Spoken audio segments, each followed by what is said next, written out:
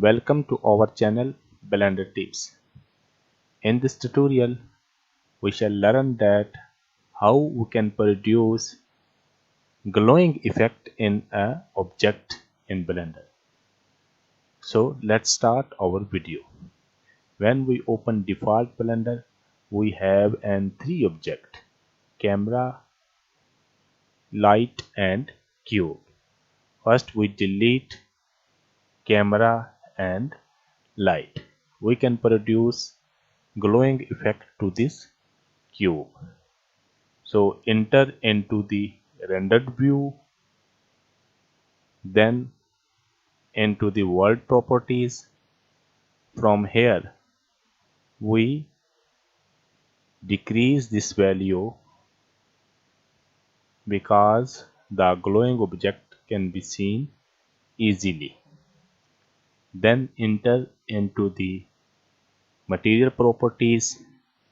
Here we assign material to this object, say green material, and also we select surface type emission. Here you can see the object is glowing to some extent, but we can produce the rays produced by this object. For this we enter into the render properties. Here is an option bloom. We select this option. We see somewhat rays are produced in the object. Expand this section. Here we can increase the intensity